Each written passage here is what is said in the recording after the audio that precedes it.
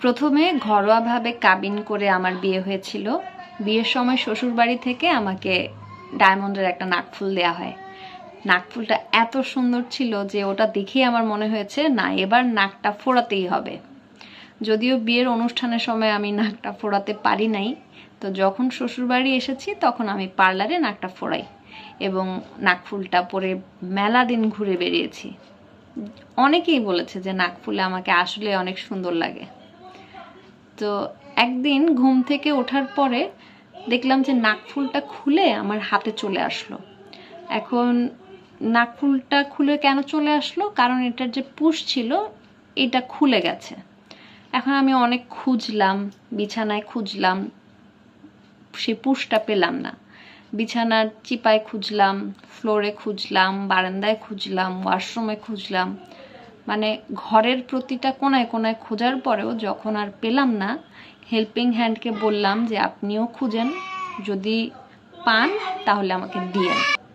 তো হেল্পিং হ্যান্ডকে নাকফুলটা খোঁজার কথা বলে আমি নাস্তার টেবিলের দিকে এগুচ্ছি, কারণ আপনাদের ভাইয়া অনেকক্ষণ ধরে টেবিলে আমার জন্য ওয়েট করছিল যে এখন একসাথে আমরা নাস্তা করব। টেবিল পর্যন্ত যাওয়ার আগে আমার খুব কাশি আসলো। আমি একটা কাশি দিলাম এবং স্বভাববশত হাতটা এভাবে দিয়ে কাশি দিলাম। হঠাৎ করে দেখলাম আমার হাতের মধ্যে পুশ চলে আসছে। এই পুশটা আমার গলার ঠিক এই জায়গায়, গলার ভেতরে আটকে ছিল এবং আমার কাশির সাথে এই জায়গা থেকে মুখ দিয়ে বের হয়ে হাতে চলে আসছে। তো আমি এতটাই অবাক হলাম, আমি এটা দিয়ে তাকিয়েই থাকলাম, এটা কি হলো, কিভাবে আসলো।